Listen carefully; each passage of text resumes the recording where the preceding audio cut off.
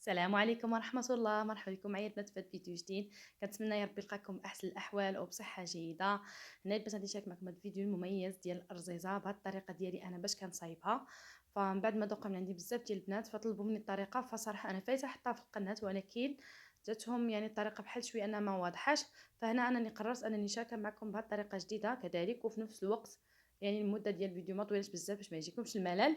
فما تنساوش البنات الا عجبكم المحتوى ديال الفيديو ما تنساونيش من لايكات ديالكم الاشتراك ديالكم، ما تنساونيش شي كومونتير يكون زوين بحالكم، ما تنساوش تشاركوا مع الصديقات هكا باش تعم فايده، ما تنساوش تخليوا لايكات ديالكم. فخلينا ندوزو على بركه الله. كما كتشوفوا معايا فما شاء الله الرزيزه كتجينا مفتفته ومفكوكه بحال هكا كما كتشوفوا معايا، فساهله كتفكيها بيدك ما فيها حتى شي تعب وما شاء الله كتجينا رقيقه. فاللهم صل وسلم على الحبيب المصطفى. فخلينا ندوزو على يعني ندوزو للطريقه على بركه الله. بسم الله على بركه الله. هنا كما كتشوفوا معايا كناخذوا 2 الكيلو ديال الدقيق. طبعا كنديروا الملح على حسب الذوق ديالنا. هنا البنات كناخذ الماء عادي من الروبيني، يعني كيكون سخون درجه الحراره ديال المطبخ. وكنبدا نكب الماء بشويه بشويه وانا تنخلط. طبعا العجينه البنات خصها تكون قاصحه قابطه في راسها.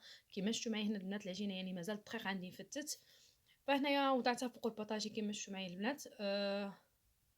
غادي نبدا ندلكها بيدي. طبعا الا خصني شي رشيشه ديال الماء غادي نضيفها. وطبعا البنات كتكونوا الطحين اللي غادي تعجنوا به هاد الرزيزه كيكون خاص ديال الحلوى طحين رطب باش الرزيزه كتجيكم زوينه. كما شفتوا معايا فالعجينه قاصحه قابطه راسها. طبعا البنات ما خصكمش تجريو العجينه باش ملي تصايبوا الرزيزه البنات ما تجيكمش ملصقه من الداخل، يعني دغيا يعني العجينه طرخه عليكم. صافي هنا كنبدا ندلكها مزيان حتى كندخل داك الدقيق اللي كيكون يعني كما شفتوا معايا مازال معزول. صافي وغادي نخليها من بعد ترتاح واحد المده تقريبا ديال ربع ساعه ولا 20 دقيقه. المهم هنا راه كنحاول انني ندلكها مزيان وندخل ليها داك الدقيق اللي كيكون مازال باقي يعني مفتت ومنعزل. المهم ما غاديش ندلكها لديك الدرجه لانني ما غاديش نخليها، طبعا غادي تبقى كما شفتوا معايا بحال هكا. صافي البنات شفتوا، المهم غير ما نخليش الدقيق معزول. صافي هنا غادي نغطيها، نجيب واحد البلاستيكه ونغطيها. المهم هنا بعد ما خليتها ارتاحت كما شفتوا معايا غادي نرجع ندلكها. طبعا العجينه ملي كتخلي واحد المده يعني كل ما طالت وارتاحت كل ما ان العجينه كتطوع معانا وما كتعذبناش في العجينه، يعني ما كتعذبناش ملي كنكونوا ندلكوا العجينه. شفتوا معايا كما وريتكم فخليتها من بعد ما ارتاحت مزيان فدرت ديك الفقاعات. صافي هنايا راه كندلكها مزيان كذلك باش ما يبقاش لي شي يعني شي هكا شي حاجه ديال الدقيق من عازله. صافي وغادي نعاود نغطيها ونحطها على جنب. وغادي نمشي نكمل العجينه اللي شفتوا معايا كنت حاطاها في الجنب. فهاديك العجينه البنات راه ديال المسمن. شفتوا البنات. فخليت الرزيزه ارتاحت تقريبا حتى ساليت هذا المسمن كامل. كما شفتوا معايا فانا كنت حاطه العجينه قبل. صافي هنا بعد ما كملت الشغل ديالي رجعت العجينه ديال الرزيزه كما شفتوا معايا فهي هنايا طايعه البنات. وعلاش قلت لكم البنات حاولوا انكم ما تجروش العجينه، فيعني كل ما خليتوها طاعت فكل ما انها كترخى لكم. فمن الاحسن ان العجينه تكون قاصحه. صافي هنا كندوز نفرقها يعني على حسب الكويرات اللي بغيت انا، على حسب الحجم اللي بغيت. نتوما كذلك الا بغيتوهم ديروهم كبار كديروا كبار ولا صغار. طبعا البنات هنايا راه كان هاد الرزيزه كان عندي عليها واحد الطلب من عند واحد الصديقه ديالي، فلذلك انا درت 2 الكيلو ديال الدقيق. فانتوما تقدروا ديروا غير على حسب المقاس ديالكم، تقدروا ديروا غير نص كيلو تجربوا. فساهله ما فيهاش شي حاجه اللي صعيبه. كما شفتوا معايا غير الماء والدقيق والملحه. اهم حاجه انكم العجينه ديالكم ما تخليوهاش تجي مرخيه. ما فما يعني ما تشوفوش العجينه في الاول تكون قاصحه تبقاو تكبوا الماء غير بشويه بشويه. صافي انا مثلا من بعد ما فرقت العجينه وعبرتها كامله في الميزان فكندير بحجم كامل يعني مقادين. هنا كناخذ اول وحده اللي كنت فرقت، يعني اول وحده اللي كنت حيدتها يعني هي الاولى اللي فرقتها في الميزان. كما شفتوا معايا البنات فانا عندي ما شاء الله كلهم مع بعضياتهم متساويين. شوفوا انا البنات من بعد يعني ما طلقتها فكنحاول ناكد على الحاشيه اللي كتكون في الجوانب. الحواشي هما كنأكد عليهم البنات تطلقوهم بالدلاك لان هما اللي كيخرجوا في الاولين في الماكينه. انا مازال نتبع معكم الشرح ان شاء الله وتعرفوني علاش طلقت دوك الريوس هما الاولين، يعني ديك الحاشيه لان هي كتخرج لنا في الماكينه وتيخرجوا الريوس ديالها تيبقاو غلاط. فهمتوا؟ فطبعا انكم خاصكم قبل تلقوهم بالدلاك. وهنا الناس البلاصه اللي تنطلق فيها يعني هاد العجينه هذه فما كندهنشهاش بالزيت. فملي كنبغي ندهنها بالزيت كما شفتوا معايا فكنبعدها شويه عن المكان اللي كنطلقها فيه. صافي وهنا كما شفتوا معايا بنات خديت بحال زلافه درت فيها الزيت وعندي شيته. ف بعد ما كنطلقها كما شفتوا معايا كنبعدها عن المكان اللي كنطلق فيه العجينه في الاول. وهنا كندهنها بالزيت باش ما ترجعش تلاصق. صافي راني نكملهم كلهم بحال هكايا كاملين، وغادي نكمل يعني نتبع كذلك وحده. هنا ضروري البنات كندهنهم من الفوق، كندهنهم من الجوانب كذلك باش ما يتلاصقوش. كناخذ واحد البلاستيكه وكنرجع نغطي العجينه كامله كذلك باش ما يقيسهاش ليا هو البنات، ومن بعد نشف ندير ليه واحد القشره. هنا كناخذ واحد الزلافه وكنوضع فيها الزبده، انا كنوضع زبده نباتيه وكنضيف معها معلقه كبيره ولا جوج معالق كبار ديال الزبده حيوانيه، وكذلك كنزيد عليها الزيت وكنبدا نخلطها مزيان مع بعضياتهم حتى معكم. انا ما كندوبش الزبده البنات كما شفتوا معايا. صافي هنا البنات كما شفتوا كنديروا الماكينه اللي يعني اللي كنخدموا بها الناس اللي ديال سباكيتي كما شفتوا معايا، راه الصوره واضحه. فكندوزوا هاد العجينه ديالنا في داك المكان الاول اللي كيكون كيخرج سباكيتي كما شفتوا معايا هنا البنات. كنخرج العجينه وكذلك كنهز داك الراس اللي كيخرج من الماكينه وكنبعدو بعيد باش ما كيتلاصقوش ليا. صافي وهنا كناخذ ديك الزلافه اللي وضعت فيها كما قلت لكم ديك الزبده والزيت، فكنبدا ندهن بالشيته غير بحال هكا البنات. صافي وكنوضع يدي لتحت كما شفتوا وكنبدا نخرج بالماكينه غير بيد وحده كما شفتوا البنات، فما شاء الله. فكنصايبه غير بوحديتي، ما كنحتاجش انا شي حد اللي يساعدني على اليد ديال الماكينه انه يدور وانا نخرج العجينه، لا. كما شفتوا فما شاء الله ها كيفاش كندير ليها.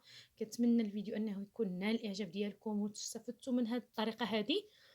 صافي هنا البنات فداك الراس الاخر فانا ما كنلاقيش معها باش ملي كنجي نطلقها كنلقى منين كنشدها وكنطلقها. هنا كاملين كذلك درتهم بنفس الطريقه. وبالنسبه كما قلت لكم الحاشيه باش كتكون تطلقوا العجينه، علاش قلت لكم كتطلقوا ديك الحاشيه؟ لان هي ملي كنخرجوها من الماكينه كيخرجوا لنا دوك الريوس رقاق، ما تيخرجوش دوك الريوس غلاظ فكيمحنونا في الطليق. صافي هنا كما شفتوا فانا عندي الريوس راهم رقاقين فما كيمحنونيش. طبعا كذلك كنعاودوا نرقوا هاد العجينه هاد الرزيزه ملي كندوزوها من الماكينه فكنعاودوا نرقوها بيدنا كما شفتوا ما شاء الله. يعني غدا وكتزيد طوع. شوفوا ما شاء الله شحال رقيقها، فكندوزها غير مره واحده على يدي. شوفوا ما شاء الله الخويطات شحال رقاقين. صافي وكنبدا ندوزها غير مره واحده هكا بيدي، طبعا كنرققها هكا بصبعاني، ما كنضغطوش عليها بالصبعان، غير كنحاول بحال اللي كنفتلوها بحال اللي كندوروها بين الصبعان ديالنا. فهمتوا البنات؟ شفتوا كيفاش كنديرها بصبعاني، غير كندور هكا بحال يعني نكركبها في يدي بحال هكا بحال يعني كنفتل داك الخيط. صافي البنات وليدام اللي كيبقى عندي في سطح العمل زايد فكنحاول انني كنحيدو وكنرجعو الزلافه. صافي وغادي نبدا كذلك دابا نرجع نلويها. انا كنلوي البنات على 3 صبعان، ممكن تلويها على 2، كنلوي على 3. ما كنزيرش العجينه يعني في يدي، كنخليها مرخوفه كما شفتوا معايا. صافي وغادي نكمل يعني هاد الرزيزه كامله بنفس هاد الطريقه.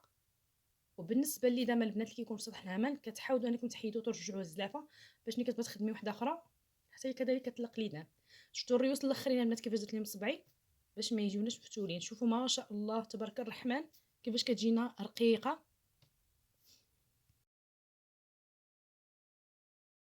صافي دابا غادي نحطها كذلك لان هي الاولى بديت بها فغادي نحطها كما شفتوا معايا. فكنحاول انني غير نقادها شويه هكا. فما تفكروش انكم تقولوا هاد الرزيزه ديالنا في الوسط غادي يجي فيها ديك العجينه يعني ملكده ولا شي حاجه، بالعكس. تتبعوا معايا الفيديو حتى الاخير. طبعا ما تنساونيش من اللايكات ديالكم، لايكات ما تنساوش تشاركوا مع الصديقات ومع الاحباب هكا باش تعم الفائده. كذلك ما تنساونيش واحد الكومونتير يكون زوين هكا في التعليق باش يزيدني تحفيز ان شاء الله ونزيد نشارك معكم اسرار ديال الطبخ. صافي هنا رجعت كذلك نطلق واحده اخرى كما شفتوا معايا. فالريوس هما الاهم كنطلقوهم مزيان. علاش البنات؟ لاناش هما ملي كنلويو الرزيزه هما اللي كيجيو في الوسط، في الوسط ديال الرزيزه. فطبعا كنرقوهم مزيان كما قلت لكم. فما شاء الله كندوزها غير مره واحده في يدي. شوفوا الخيوطات كي معزولين، راه ما كتجيناش ملصقه، ما كتجيناش ملكده. انا عطيتكم الاسرار ديالها كامله. فاهم حاجه انك ما تعجني العجينه في الاول، ما تعجنيهاش خفيفه، ما تخليهاش انها تخدعك وتقولي مازال نزيد الماء، لا. كبي غير بشويه بشويه وانت كتخلطي، وفي نفس الوقت خلي العجينه تكون قاصحه. كما قلت لكم واخا تجيك في الاول ملكده يعني ملكده كتشوفي فيها داك الدقيق فضربيها في الجنب ديال البوطاجي وغطيها خليها ترتاح. ملي غترجعي ليها غتلقايها طرخات. صافي وهكا كنرجع نلويها كما قلت لكم على 3 ديال الصبعان. صافي هنا انا حتى كنكملها كامله كذلك. عاد كندوز المرحله ديال الطياب، يعني انا كنكمل العجينه ديالي كامله عاد كندوز المرحله ديال الطياب. هنا كما شفتوا معايا البنات كما قلت لكم بديت بالاولى والثانيه، كيف ما فرقت في الاولى والثانيه وهي غادي هكا كنرجع نبدا بالاولى والثانيه حتى كنلحق لاخر وحده. طبعا ما تخلوش العجينه ديالكم معريانه يعني ضروري تغطيوها بالبلاستيك كما شفتوا معايا. انا راه غنغطيها بالبلاستيك، البنات غير نخليها باش كنوريكم الشرح. شوفوا هنا ما شاء الله كما قلت لكم ما تخافوش من العجينه تجيكم مركده من الداخل. هنا البنات من بعد ما غادي ان شاء الله نكملها كامله كندوز نسخن المقله وكندوز نبدا نطيبها. شوفوا ما شاء الله من بعد ما كملتها كامله الصلاه على النبي كنغطيها طبعا بالبلاستيك باش ما تديرش ديك القشره من الفوق. بالنسبه للرزيزه البنات فاش طيبوها راه خصكم تغطيوها بواحد البلاستيك، وانا غاديه معكم ان شاء الله في الشرح. واللي بغات تحتفظ بها في المجمد تحتفظ بها لما لا تخليها غير حتى تبرد، ديرها البلاستيك وتحطها في الفريغو. شوفوا هنايا البنات غادي نطلق كذلك اول وحده بديت بها كنقادها غير بصبعان ديالي واحد شويه هكا بالكف. وليدام البنات كنقول لكم ليدام اللي كان كيبقى ليا في سطح العمل فكنرجع نحطو في واحد الزلافه نيت اللي كان فيها ليدام هكا باش ما حتى داك ليدام ما هو ما كيضيعش لينا البنات. صافي هنا البنات كما قلت لكم كنسخن المقله ومن بعد كندوز نطيب الرزيزه. انا راه ما كندهنش المقله البنات لاناش هي كتطلق ليدام. طبعا الليدام ملي كيبقى يخرج لينا منها في المقله فكتاخذوا واحد الكاريط وكتبداو تنشفوه من المقله، ما تخليوش داك الليدام في المقله باش ما ترجعش تاني يعني يرجع تشربوا. فاللهم انه تمسحوه. انا البنات انا كنطيب الرزيزه. بالنسبه لواحد الاخت كانت قالت لي راه كنطيب الرزيزه وكتجيني قاصحه بحال العواد. كتاخدي واحد المنديل كل اللي طيبتيها كتحطيها فيه، اللي طيبتيها كتحطيها فيه. انا كناخذ انا البنات هنايا هاد الكاريط هذا بس صافي ملي كنسالي بيه يعني كنرميه ما كنحتاجش انني يعني نحتاجش صافي كما قلت لكم. وطبعا ملي كديروها في منديل اولا في شي كاريط بحال هكا، كاريط اللي كتجيبوا فيه الخبز هكا كمليها فيه وديرها في واحد البلاستيكه فكيرجع على داك العرق ديالها. وفي نفس الوقت داك الليدام اللي تيكون فيها فكتخرجوا ديك الرزيزه مع داك العرق اللي كتعرقوا في ديك البلاستيكه اللي كتكون باقيه سخونه كيشربوا داك المنديل اولا داك الكاريط اللي كديرها فيه. شوفوا ما شاء الله الصلاه على النبي ما جاتنيش يعني ما كتجي لا ملكده ما كتجي لا مدقصه من داخل ما حتى شي حاجه.